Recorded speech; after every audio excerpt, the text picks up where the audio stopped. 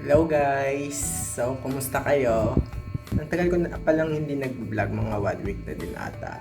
So, update lang guys. So guys, na-reach ko na pala yung goal ko na 60 kilos. Yung flat na 60 talaga guys. So, ipapakita ko siya sa next video na to.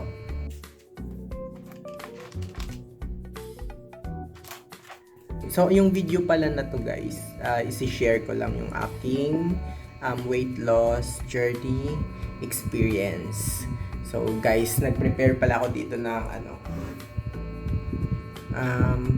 peanut butter chili oil pasta or chili oil peanut butter pasta. So kain tayo guys. Tapos of course, di mawawala yung ating kape. Yan, so mamaya na to, dessert to. So di kasi ako nag-prepare ng script dito guys. So paano ko ba sisimulan yung experience ko? So wait lang guys, kain muna ako, medyo nagugutom na ako. Kain tayo. Bagong luto lang ay mainit.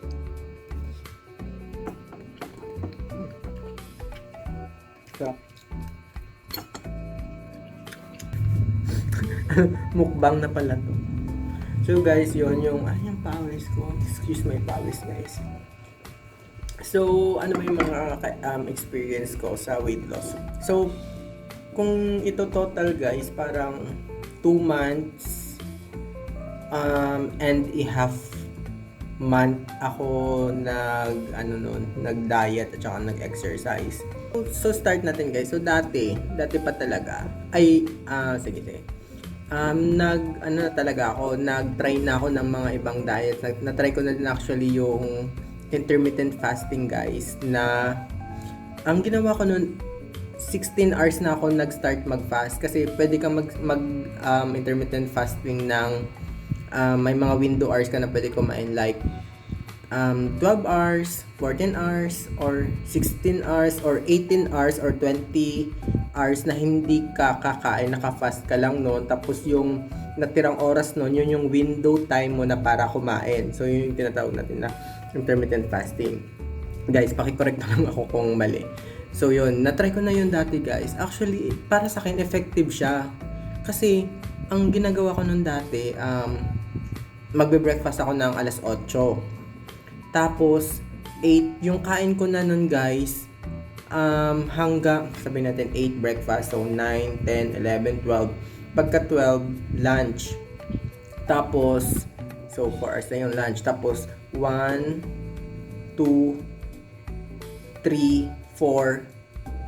So, pagka 3 p.m. or 4 p.m. guys, kumakain ako ng, yun na pinaka last meal ko or dinner ko. Para, yun, 8 hours na diba guys? So, pagkatapos ng 3 or 4, yun yung mga 16 hours na yun, or sabihin natin 17 hours, yun na yung fasting ko.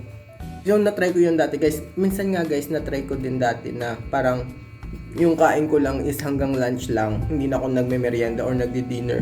Tapos ang next kong kain nun ulit, kinabukasan, alas 8 breakfast na. So parang sabihin natin, 20 hours na yung fasting ko nun. Ang masasabi ko guys, effective siya in short term. Pero pag long term mo siyang ginawa, mahirap siya. Kaya hindi siya sustainable kasi hindi siya long term. Tama ba? Nagme-make sense ba ako? So yun, hindi siya sustainable. So mahirap siyang i-sustain. Parang pwede mo lang siyang gawin na short term lang na diet. Pero kung for long term, yung gagawin mo siyang long term diet, parang mahirap siya guys. Sa akin lang, sa experience ko lang yun. So, tas guys, ang bilis kong ma-distract din. Parang, example, pag nakikita ko na yung timbang ko hindi umuusad, parang nawawalan ako ng gana, parang magpapayat or ano. Kaya ang ginagawa ko na parang kain ulit ako ng kain, parang nawawala ulit yung ano, parang nawawala ako sa momentum ko na yun yung mag-diet as exercise. Tapos ano pa ba? Kain na tayo guys, baka lumamig na tong pasta. Sarap.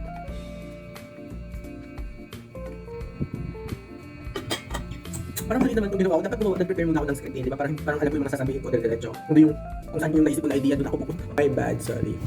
So, yun na nga. Saan na nga tayo? Tapos guys, yung times na yun guys, minsan nagkikrave ako ng ng mga chicheria. Tapos mga matatamis na junk foods, mga unhealthy or mga processed food talaga in short. Pero mga fast food, hindi ako nagkikrave ng ganun.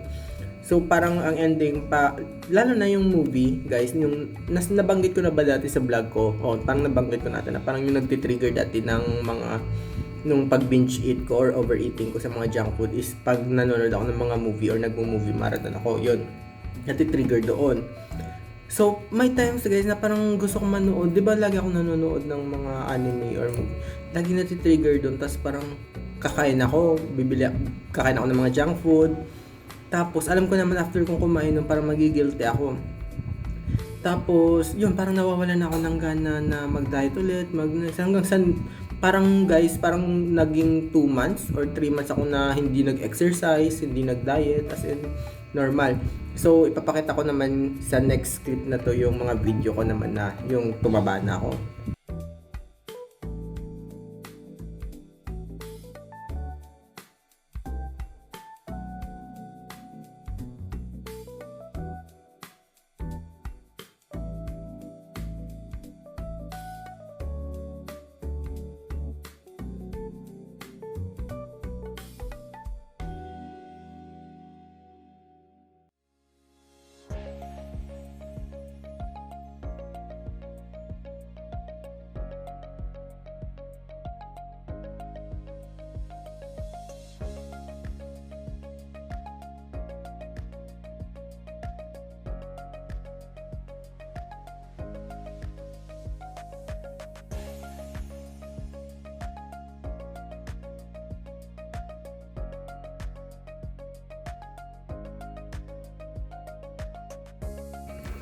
Sorry guys, I'm late. Ang dami ko pong kakainin. Salita ako ng salita. So, nakaulit tayo. So, intermittent fasting, nawala sa momentum. Tapos, ito na guys. Alam niyo kung saan humantong guys na bakit pala, hindi ko alam kung nabanggit ko sa vlog to, na saan nag-start talaga, saan ako humugot kung bakit gusto ko ulit ituloy yung pagda-diet at saka magpapayat at saka mag-exercise. Nung guys, nung hindi na talaga kasya yung mga pants ko. Tapos yung mga damit ko, parang medyo sumikip na. O sumikip na yung mga damit ko, hindi ko na masuot-suot. Tapos lalo na yung pants, grabe guys, parang may one time na yung pants ko nun, isa na lang yung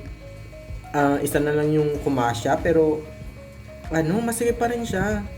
So dun guys, tapos parang one time guys na parang akong sumakit yung ulo ko, parang pag nagkakasakit kasi ako, parang sinisisi ko yung sarili ko kasi dapat kasi kung nag-exercise ka lang or kumakain ka ng tama, ng healthy or iniwasan mo yung mga junk food, hindi ka sana magkakaroon ng sakit na ganun. Tapos dapat kumain na lang ako ng healthy. So guys, na-review ko yung video ko. Narinig pala yung ng electric fan. So parang pumapangit pala siya sa recording. So try ko ngayon kung okay siya. So ayun na nga guys, pinatay ko na lang yung electric fan para walang ingay.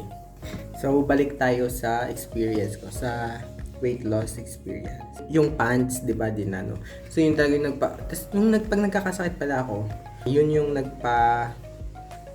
motivate sa akin na bumalik ulit sa dati kong lifestyle, yung healthy lifestyle ko talaga guys. Tapos ginawa ko pa siyang blinag ko talaga siya kasi para hindi ko na naman, parang ma-motivate din ako na syempre i-upload ko, tapos makikita ko na, uy, ganito na pala yung journey ko, ganito yung first week ko, second week ko, parang ganun, parang may inspire pa ako lalo na pagbutihin yung journey ko, ganun, sa healthy lifestyle. So, parang ang init guys nang walang electric fan. So, dun guys, nagsimula yung aking weight loss journey or yung channel ko sa YouTube. So, ito na nga guys. So, ano yung mga parang ang layo ng saan ako napunta? Akala ko sinishare ko na yung experience ko sa, or yung result. So, ito guys, yung, so, mga sana experience ko. Ang ginawa ko guys, trinay ko as much as possible i-limit ang low carb. Mag low carb. Tapos, actually, hindi naman sobrang low carb ako kasi ang tinanggal ko lang naman is yung rice. Hindi lang talaga ako nag-rice noon. Pero, ang source pa rin ng carbs ko is mga starchy pa rin yung sweet potato, kamote yun. Tapos, nagko-corn din ako. Oatmeal, matataas din yun sa carbs. Yun nga lang, kasi feeling ko kasi, mas mataas kasi talaga feeling ko yung di ko lang na-check ha, or correct nyo na lang ako sa mga expert dyan. Kung alam ko parang mataas yung calories talaga ng ng white rice, yung ganun. So parang mas pinili ko na lang, hindi naman guys sinasabi ko wag kayong kumain ng rice or white rice. Kung yung dapat limit nyo lang guys, yung pagkain nyo sa carbs ganun, or sa rice, parang sakto lang, huwag yung sobrang dami. Kasi pag nag-excess kayo sa calorie intake nyo per day, mag-store yon as fats. Tama ba? Mag-store yun sa magiging fats yon. So yun magkakaroon tayo ng weight gain. So ang ginawa ko nun, anong mas healthier choice ko sa white rice. So alam ko mas healthy yung sweet potato, yung kamote. Actually guys, mas paborito ko pa nga. Kung papipiliin nga lang ako, kamote or white rice, mas gusto talaga kamote. Kahit plain lang siyang kainin, boiled lang siya, favorite ko siyang kainin. Kasi ang dami niyang ang dami niyang mga health benefits. Tapos marami kang mga makukuha. Vitamin A ba? O beta carot. Basta yun. Pag nako-convert siya sa katawan natin, nagiging vitamin A. Tapos, pa ba? So, nilimit ko yung rice as much as possible. Hindi talaga ako nag-rice. Tapos, guys, more on din kayo, protein. At saka, ang ginawa ko nun yung more on protein ako, mga itlog, ganun, tofu. Tapos, nagbababoy lang din ako pag weekends, ganun. Tapos, pa ba? Cucumber yun, guys. Cucumber, hindi mawawala sa diet ko. Tapos, fruits, guys. Favorite ko yung fruits. So, hindi rin nawawala sa akin yung apple. Hanggang sa nag-switch din ako, guys, sa Ay, oo, guys. Ito pala yung kwento pa. Di ba, lagi ako nagle-lemon water. So, parang one time na parang napapansin ko, bakit parang yung throat ko, parang kumakate. Parang akong inuubo na after natitrigger na. Tapos parang ako inuubo. Tapos parang, hindi ko lang ma-determine kung ano kaya yun. So parang in-observe ko lang. Tapos pag hindi ako nagle-lemon water, hindi naman yung throat ko. So parang nung time na bumalik ulit ako, hindi ako nag-lemon water ha, tapos bumalik ulit ako sa pagle-lemon water. Doon ko na talaga guys, na parang anong tawag doon?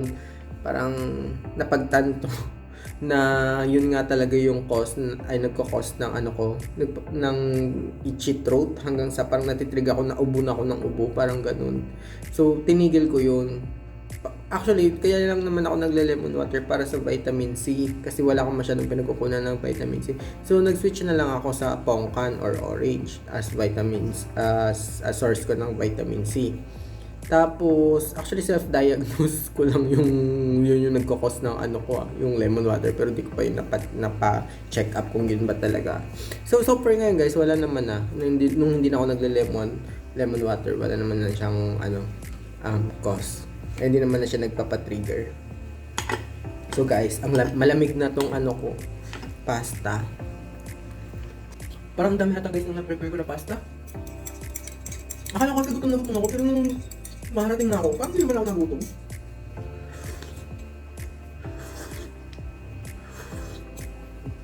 Sarap ng coffee. So, ano pa ba? Experience. Tapos yun guys, buti na ibalik ko din yung stamina ko or endurance sa running guys. Kasi dati guys, talaga, sobrang obsessed talaga ako sa running. Sabi ko nga, di ba, gagawa ko ng separate video about sa running journey ko noon. Kasi dati nagpa-fun run ako noon. Sumasali ako lagi ako nagpa-fun run, ganun. Tapos, nung active pa ako noon, nasa Bacolod City pa ako noon, guys. Kasi nandito ako ngayon sa Metro Manila. So, doon, active. As in, everyday, guys, pagkakising ko talaga, 6 times a week, 6 times a week. Ang rest day ko lang noon is tuwing Sunday. So Monday to Saturday yun, running talaga yun. So, Monday to Friday, ano yun, 5 kilometer easy run. Tapos, pag guys, tawag nito, pag naka-register ako sa fun run, may sasalihan akong fun run. Nagtitraining lang ako, noon nagtitrain mag-isa noon. So, pag ang ginagawa ko noon is Saturday, Sunday, nag-ano ko, yung long run, yung tinatawag sa mga runner na long run, yung parang, di ba sabihin natin yung mga easy run mo, 5 kilometers lang.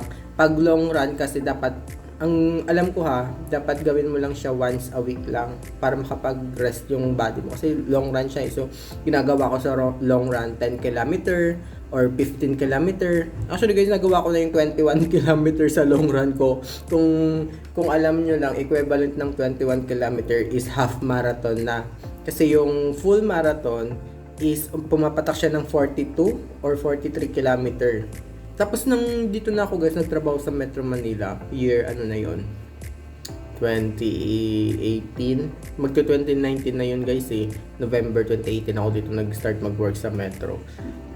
No guys, wala talaga, hindi ako makapag-running dito kasi alam naman natin yung Metro Manila, yung karamihan na part, parang ang pangit ng lugar, parang wala masyadong sidewalk, maraming nakapar, parang hindi siya parang runners friendly or parang ganun, hindi siya pang running na para ba ma-explain, basta parang hindi siya katakbo-takbo katakbo-takbo yung lugar. Ganun. Tapos parang polluted pa guys. Parang yung daming usok lagi. Imbis na gaganda yung titibay yung lungs mo, parang ikaw pata nagkasakit sa lungs dahil na i-inhale mo na yung mga alikabok, yung mga usok. 'Di ba? Parang yun yung parang sobrang laki ng adjustment ko nung dito ako nag-work sa Metro. So parang ilang years yun, parang 2018, 2019, 2021. Tapos diba nag-pandemic guys. So yun pala guys, nung nag-pandemic, ang ginawa ko lang nagsumba-sumba lang ako sa loob ng bahay. Kasi parang kailangan mo talaga nung pandemic, kailangan, ang nasa mindset ko nung pandemic, ba't napunta na tayo sa pandemic? Weight loss experience lang to. So, sige, hayaan na yung pandemic. Basta nagsumba-sumba lang ako sa pandemic.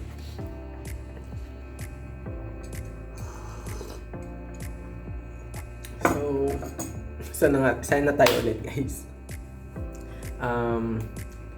Yun lang guys. Dapat consistent kayo sa kasi ito guys pala, lagi akong yung lalo na nung malapit na ako sa goal weight ko.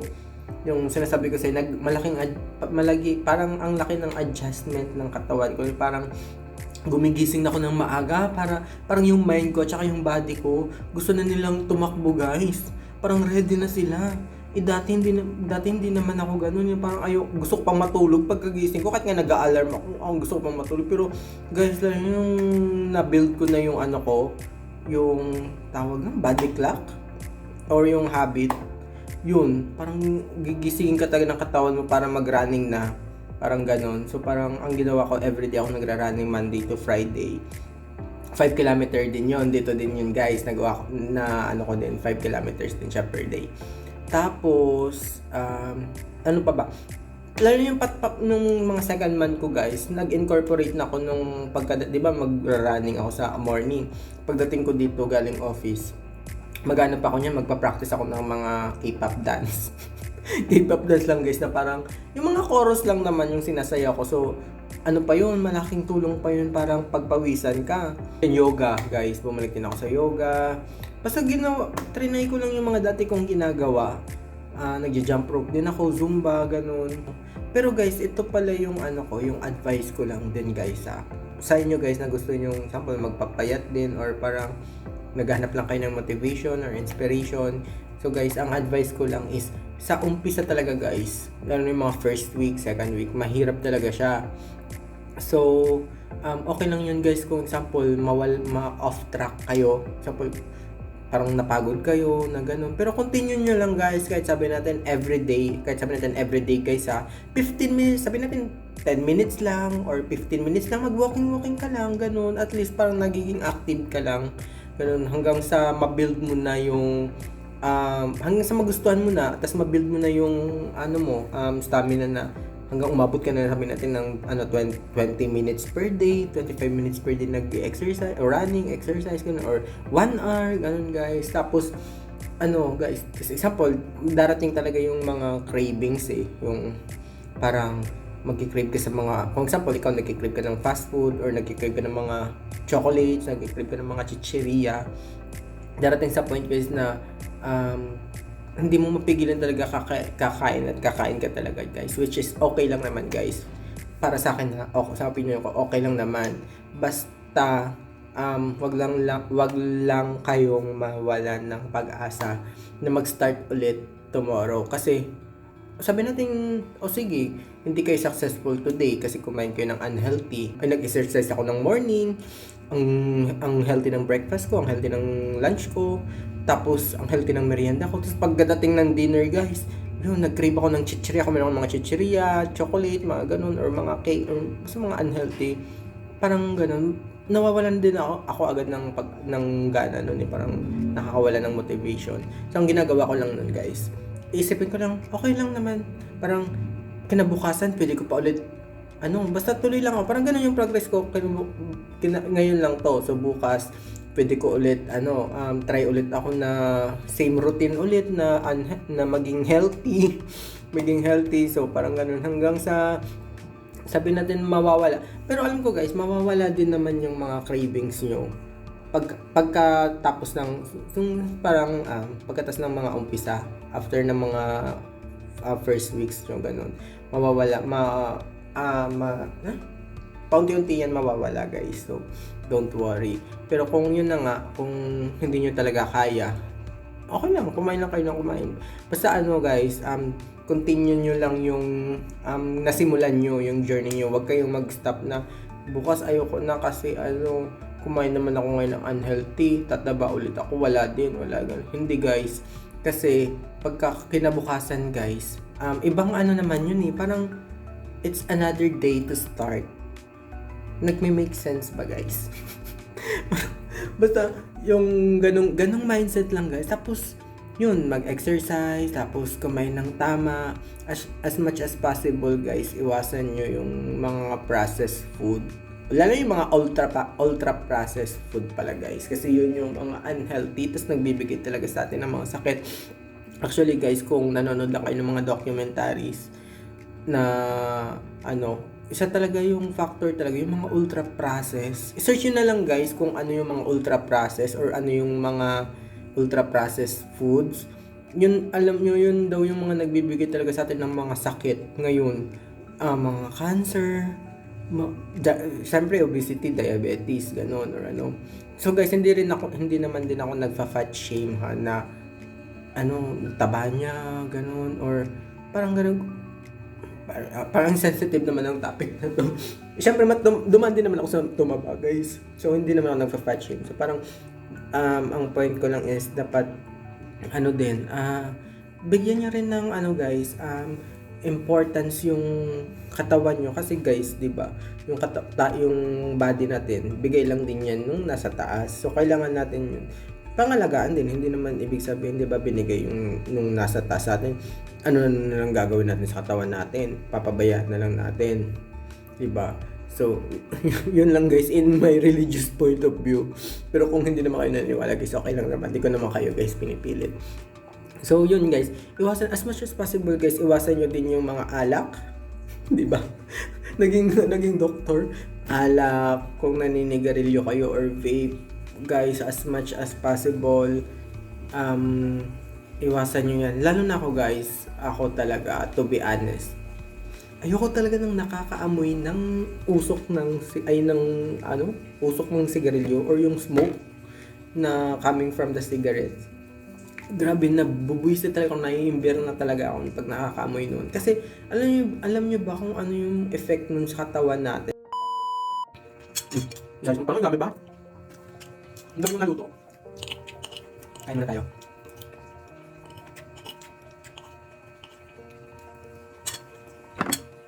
Ano pa ba mga advice ko? Ano lang guys, consistency nga consistency, tapos as much as possible, iwasan natin ang mga ultra processed food, junk food, matatamis guys. Yun guys, ang hirap mag-adjust.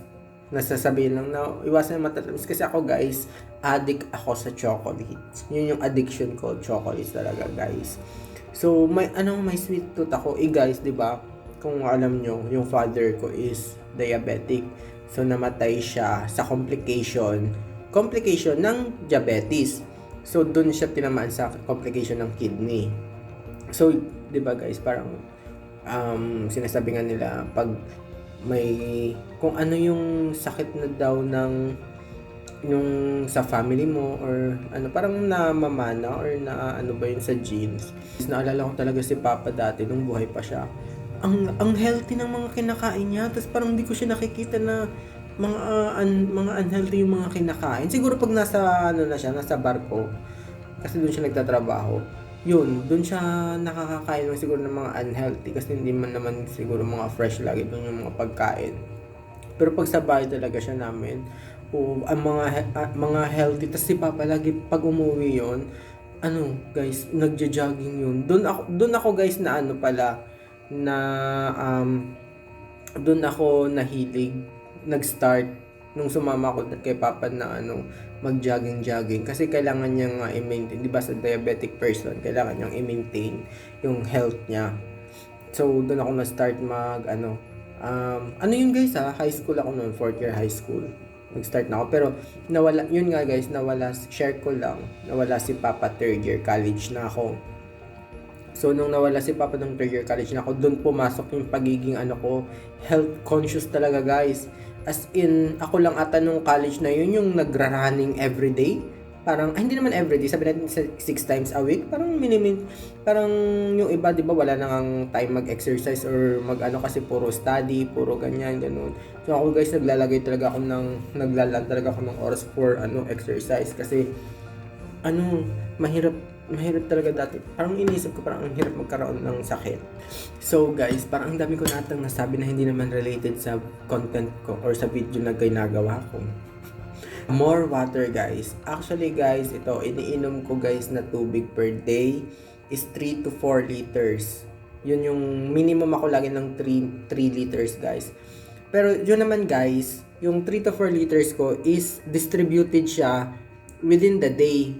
Kasi guys, hindi ka pwedeng uminom ng maraming tubig in isang lagukan lang or in a short period of time. Kasi guys, may tinatawag tayo na water intoxication or yun yung parang sobrang dami nating uminom ng tubig. Parang yung sodium natin, yung asin natin sa katawan, parang nawawala. Hindi naman ako health expert guys pero alam ko yun, bawal siyang inumin ng, sabihin natin, paano ba masasabi na in a short period of time, sabihin natin, ang 2 liters na tubig is ininom mo siya within 1 hour lang or sabihin natin ininom mo siya ng within 20 minutes or 30 minutes lang. Yun guys, mag-ingat-ingat ka na guys kasi sobrang yung 2 liters na yun dapat nga 'di ba ipaabot mo yung sabihin natin morning, tas lunch, tas dinner, parang ganun. Pero ikaw nilagok mo lang ng morning, mahirap yun. Parang pwede kang mag-develop ng yung water intoxication na tinatawag nila. So ako guys, 3 to 4 liters ako per day. So yun, distributed siya ng pagkatas ko mag-running. Actually before mag-running, umiinom ako ng tubig. Tapos after ng running, umiinom ako sa breakfast, lunch, dinner, yun. Distributed yung 3 to 4 liters ko na yun. So okay lang naman. So guys, konti na lang. Actually guys, itong kinain ko, mataas to sa carbs. Tapos guys, hindi ko na pala na-video no, hindi na ako nakakapag-vlog. Nag-start na ulit akong mag-rice. Kasi yun, naabot ko na yung yung 60 kilos. Pero guys, ngayon, today hindi na ulit ako 60. Dumagdag ulit yung kilo ko, parang umabot na ulit ako ng 62. Or mga 62 na ulit ako or 63. Diba ang tulin lang guys yung kakadayat mo. Kasi nga, tas guys ito huwag kayong mga nagpapaniwala sa yung mga napapanood nyo rin Hindi naman sa sinisiraan ko sila guys or sinasabi ko silang mga sinungaling or mga wag lang kayong naniniwala na sinasabi na you will lose weight in 3 days, do this exercise, do this diet, ganon, you will lose, sabi natin 2 kilos or ilan ba yun, mga 3 kilos, sabi natin 5 kilos within 3 days guys. Kasi guys, ang nalulus lang naman talaga sa ganong short period of time is water. Nagwa-water retention lang kasi tayo. Paano ba explain? Mali. So, ang nalulus lang natin doon guys is water weight. Kasi hindi naman kaya ng katawan natin agad na i-burn lahat ng mga taba-taba sa katawan natin nung ganung short period of time lang. Parang it takes time din naman guys na mag-lose ka ng weight. Siguro nag-lose, sabi natin, effective siya nung nag-diet, nag-healthy eating ka ng 3 days, nag-exercise, nag-healthy eating. Tapos nakita mo agad, nag-lose ka agad ng 1 kilo, 2 kilos. Ano lang yun guys, water weight lang yun. Parang, in the long run pa siya, makikita mo talaga yung result. Kasi pag tingnan mo guys, pag uminom ka ulit ng tubig or kumain ka ulit within a day, babalik ulit yung kilo mo na yun. Kasi yun lang yung nabawas talaga sa'yo, yung water weight lang. So, kain na nga ako. So guys, huwag nyo na lang tong pansinin. Sana di nyo nga napansin.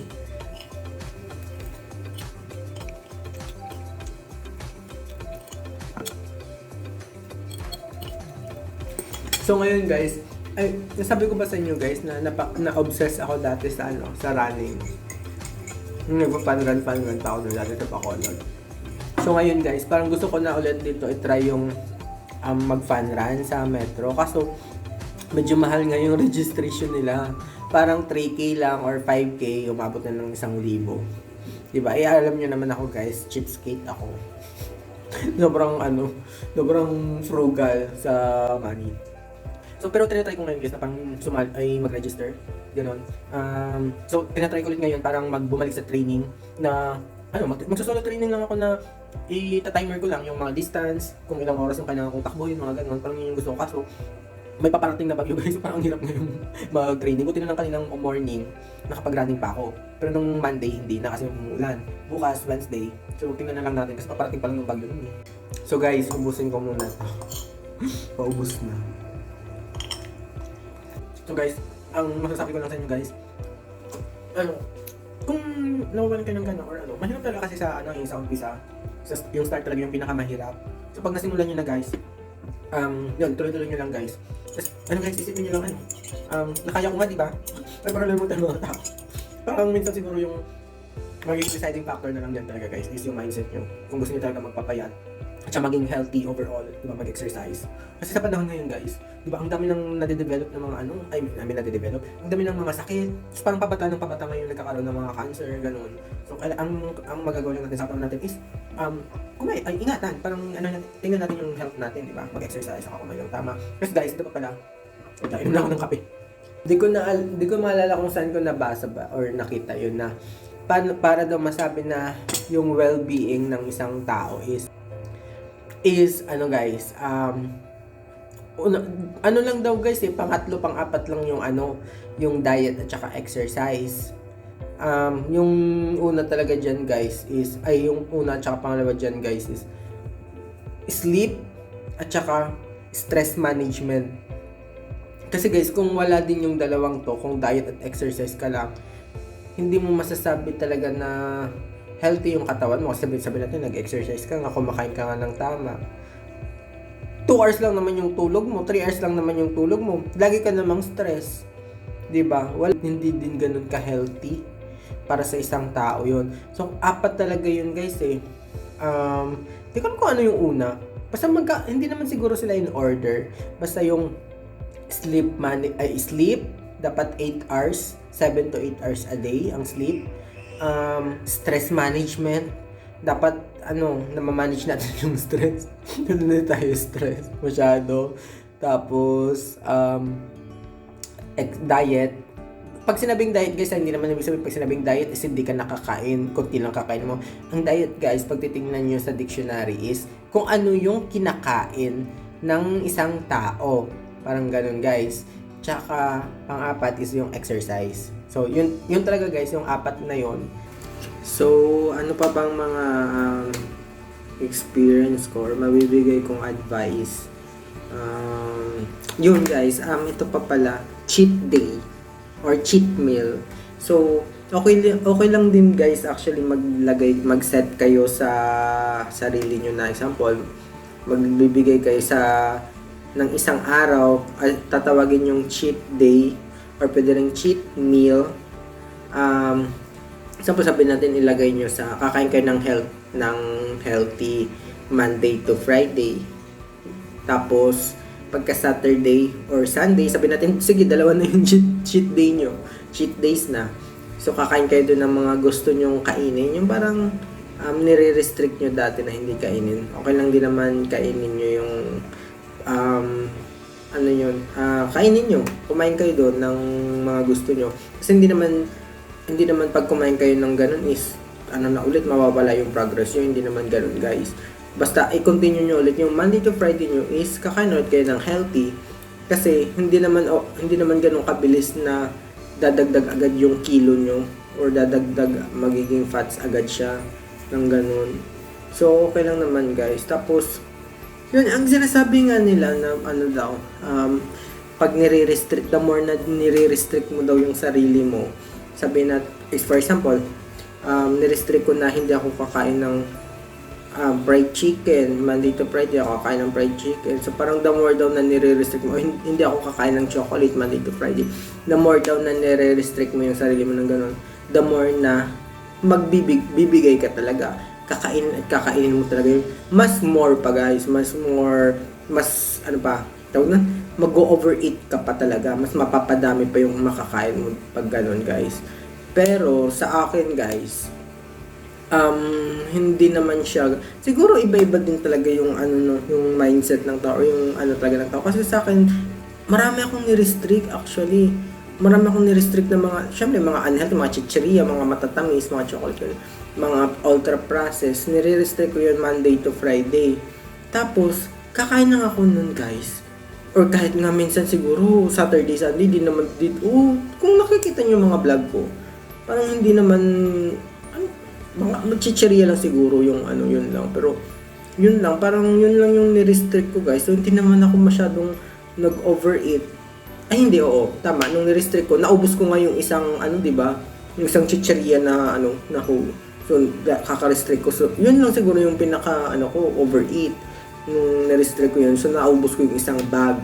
Parang ganun. Pero so far guys, wala naman ako yung parang kinain na sobrang dami ng mga unhealthy after that. Hindi naman. Kasi, parang over time, pumapayat na ako. Parang naglo-lose na talaga ako ng weight. Nakikita ko na yung progress ko. Yung mga pants ko, guys. Lalo yung mga damit ko at saka yung mga polo ko na nasuot ko 3 years ago, 4 years ago, 5 years ago. Nakakatuwa lang, guys. Kasi nasusuot ko na ngayon. Dahil medyo bumayat lang ako. Hindi nga lang halata dito ngayon sa katawan ko. Parang taba ko dito. Pero yun guys, kasya na siya sa akin ngayon. And wala, natutuwa lang ako. Pati yung mga ibang pants guys na masikip sa akin. Nasusuot ko na. Tapos nagbe-belt na nga ako guys. Kasi sobrang luwang niya na. So, yun lang guys. Ano pa ba share ko? So, yun lang guys, kung may questions kayo, pwede naman kayo mag-comment guys, i-comment nyo lang sa baba, 'di ba? Pag na-upload ko, i-comment nyo lang, tapos try natin sasagutin. Yun, kung ano yung mga question nyo based lang sa aking sa aking experience at saka sa aking opinion lang naman guys. Pero syempre, maganda pa rin nagko-consult tayo sa health professionals, nutritionists, dietitians, mga doctors, yung magpa-consult pa rin kayo dyan. Lagi guys, kasi sila mas nakakalam talaga sila kaysa ako naman, wala naman akong background sa mga ganun mas sila pa rin yung inyo guys, ganun. So nagbigay lang naman ako ng aking opinion at saka ng aking experience sa weight loss. So i-continue ko pa ba? Oo guys, actually gusto ko pa guys bumaba ng mga 57. Pero parang ang hirap na guys bumaba ng 57 kasi parang 60 nga lang ha, 60 kilos pa lang. Ang hirap ng ma-maintain. Kasi guys, di ba, ang sarap kumain. Parang nawawala. Nawawala ka sa diet. Tapos di ba, kung kain ka lang ng kain, ganon. So, yun lang guys. I hope may mga natutunan kayo. Or just comment down below na lang. Please like this video if you like it. And kung may mga suggestions kayo, comment lang. Comment lang. And of course, huwag niyo kalimutan mag-subscribe sa aking channel. Sige guys, bye-bye. Thank you. Ay guys, pala, pwede rin kayo mag-comment kung ano yung mga gusto nyo pwede kong gawing next vlog ko guys. Basta related lang guys sa mga health Sige guys, bye-bye. Thank you for watching. Stay safe and be healthy. Bye-bye.